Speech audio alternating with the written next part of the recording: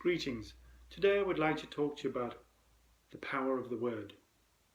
Language and words have been the major tool by which human beings can affect each other. Of course, we can use actions and emotions, but words and language are very powerful tools for us to form the world around us. Great teachers have spoken of this. Someone like Heidegger said, "Language is the house of being. It is the home in which the human being dwells." Or a great Oriental teacher like Shams, the beloved of Rumi, said, "The words we use become the house we dwell in." The words we use becomes the house in which we live. This is so true that we are often calling each other to account of our word. In the old days, a person's word was a contract of business. These days, we have to write out long documents, filling in every loophole. But not long ago, people gave their word and they would stick to it. And the language that we use reflects our inner life. It reflects our thought system, whether we are a half-empty person or a half-full glass person. If we are a half-empty glass person, our language might be more pessimistic and feel like people around us might feel like that we are complaining a lot. Whereas if we are more positive, we find that our language is encouraging and hopeful. It also reflects our emotions. It is very difficult for us not to somewhere in our language, if not in word, at least in the inflections and our body language, the true emotions that are going on within us. It is very difficult not to allow our house, the architecture of our soul, to be reflected in the language and the words that we use. However, we tend to forget one major aspect of words and language is that over time, their usage and their meaning changes. All too often, we get caught up with each other in misunderstanding each other's language because the way we understand a word is very different to the way a person who is speaking or a person who is listening to us uses or understands the very same word. And words do change.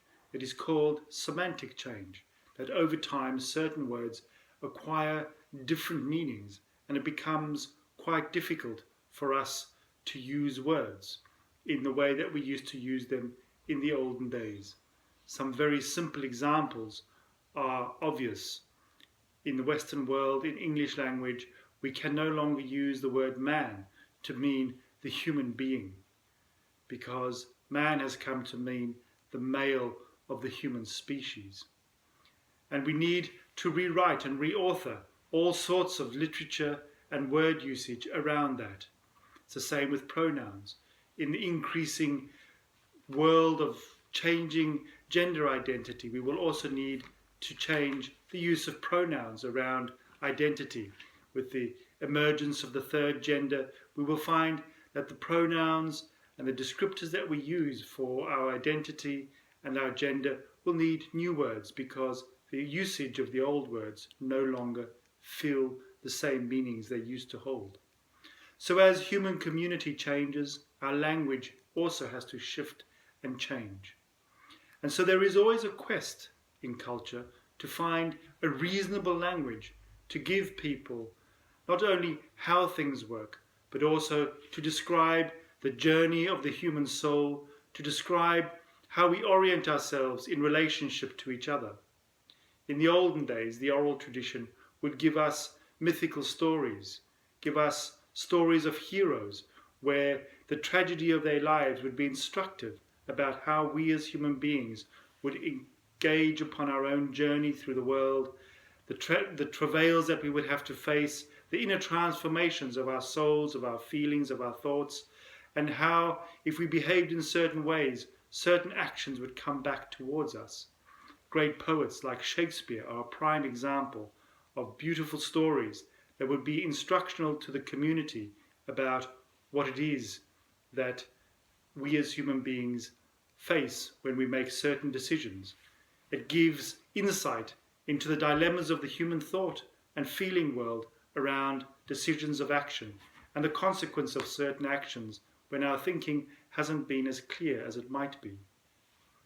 It is the same with old Greek mythologies or other cultures' mythologies, even the indigenous stories, even if they be in the form of animal creator gods, are all designed to give instruction to the human soul, to give the human being a home that is in language, in metaphor and image. Science tries the same thing with its language, with its pictures of its research and findings in the empirical world, to give a framework for how we can structure our society around us.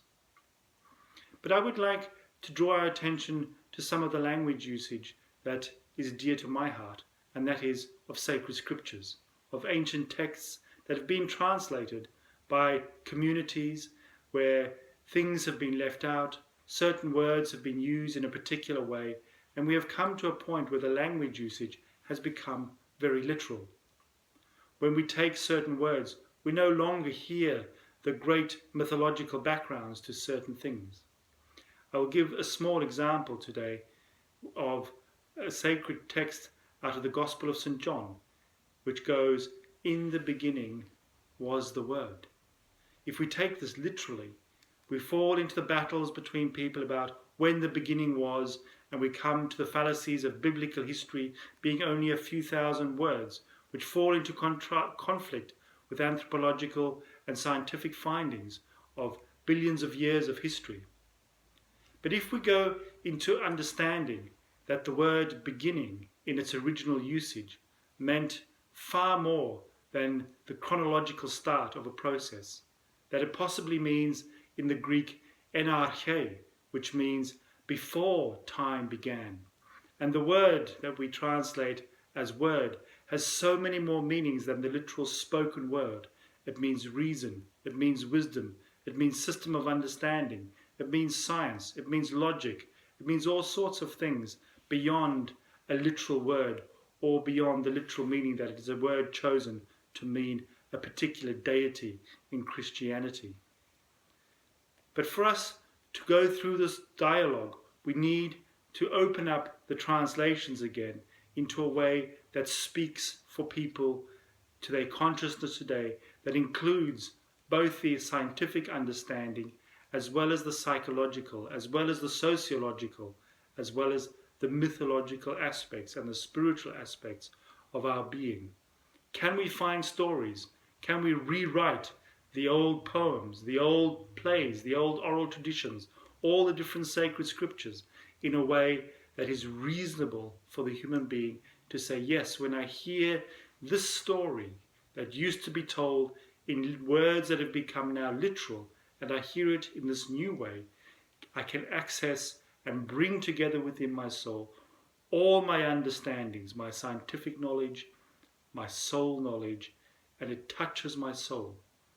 And I have tried today to give a translation of the first few verses of the Gospel of John, which I think gives an understanding that hopefully includes the scientific approach, where we are struggling to understand how matter and consciousness work together, and not give it a particular form that is completely stuck in religious inexplicable dogmas, but can open up our minds where science and the mythological understandings of the religious texts are not that far apart.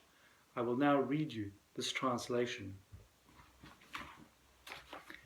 In the time before our time, the sensing consciousness that orders the world was. The wisdom and reason of being was the spirit substance.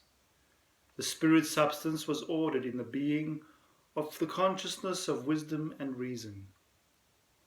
The sensing consciousness was the ordering principle in the time before time, in wisdom and reason.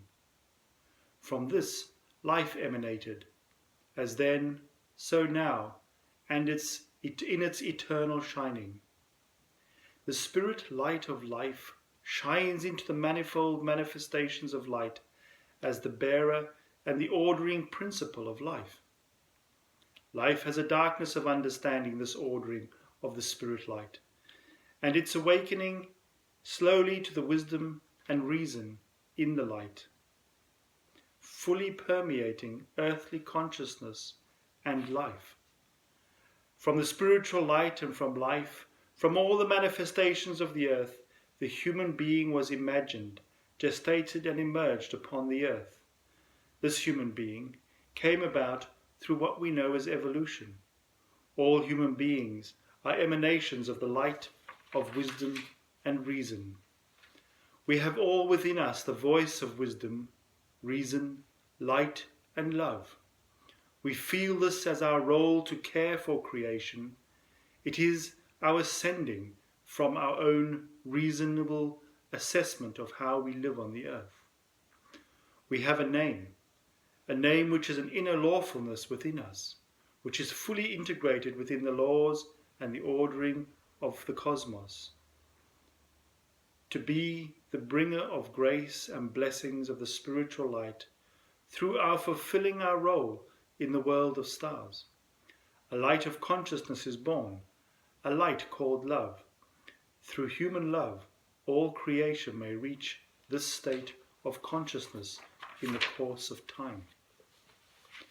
You may not initially recognize the first 7 verses of the prologue of St. John, but if you follow it, hopefully you will be able to see that. Thank you.